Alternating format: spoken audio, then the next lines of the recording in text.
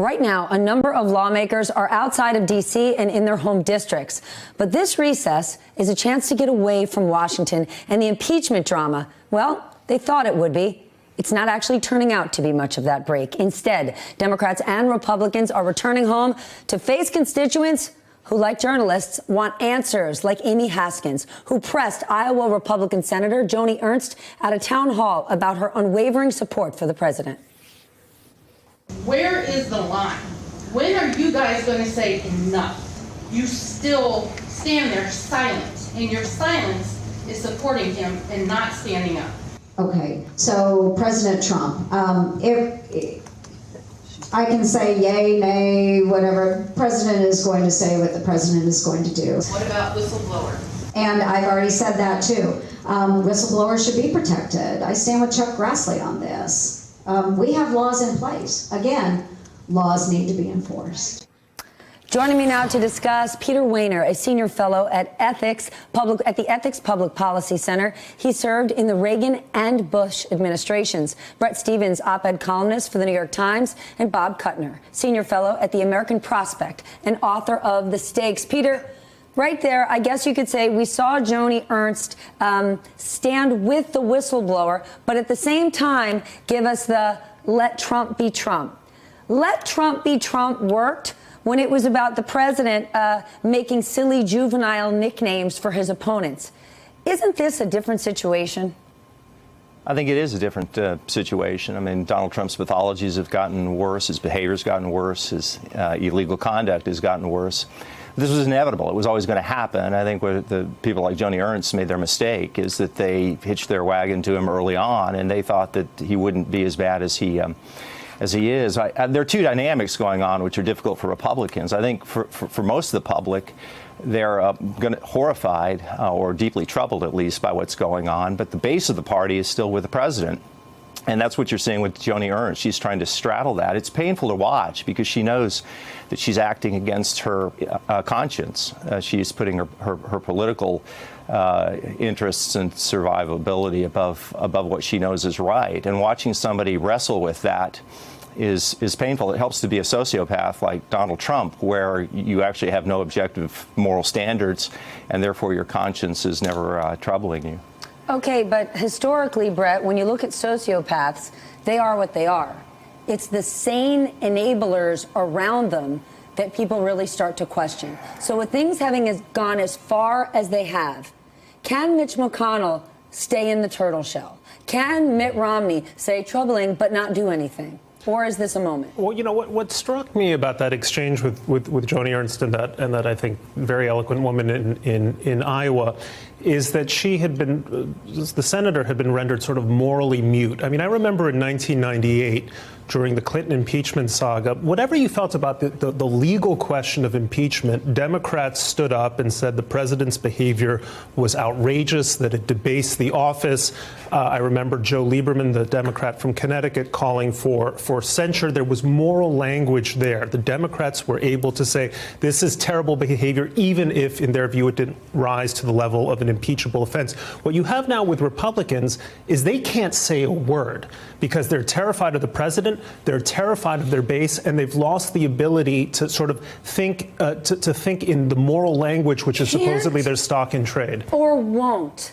We keep, morally mute. This is a choice. Silence is being complicit.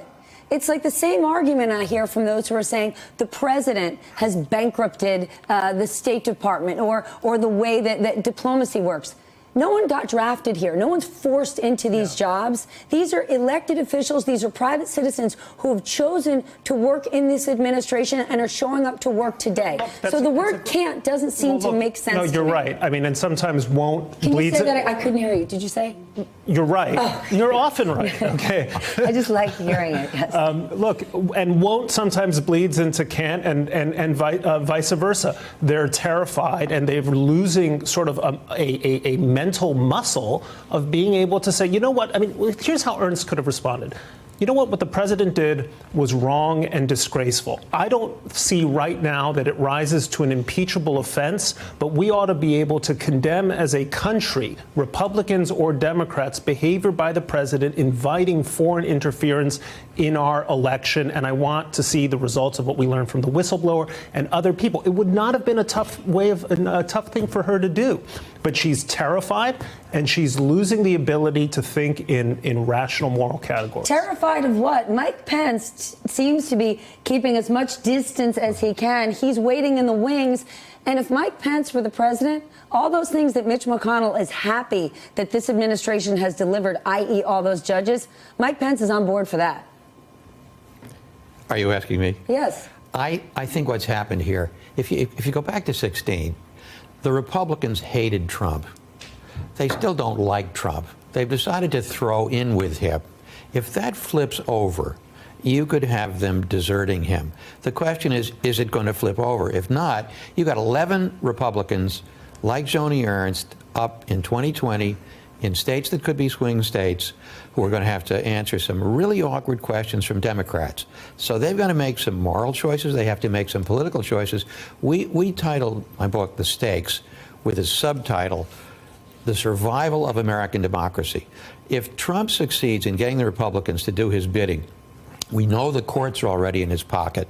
So ultimately, all of these contempt citations are going to have to be decided in court. So either he's impeached or he's defeated in 2020, or this ceases to be a democracy. This is one of those moments where everything that we care about is at stake. Peter Wehner, should Democrats play this a bit slower? Brett seems to be implying, get all the information you can and then jump. Because we know that the American people were somewhat exhausted, and the Robert Mueller investigation, even though all of us here who read those 400-plus pages and realized how much is in there, it became white noise to the American people.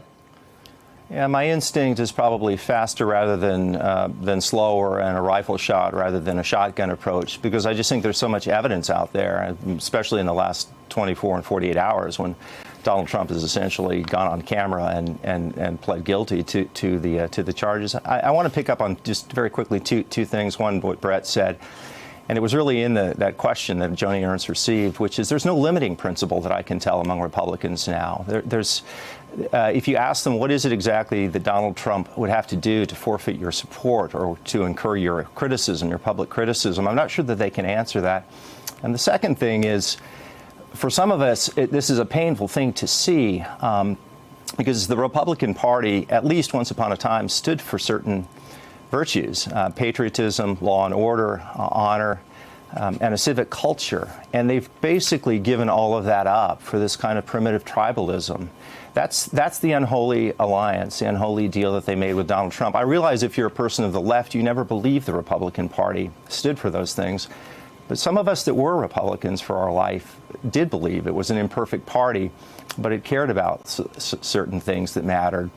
And to see that squandered and the generational damage that's being done, but above all, the damage that's being done to the country, it's a hard thing to witness. Then isn't this a moment for a Mitt Romney to stand up and sort of have his moment in the sun for true conservatives? Brett?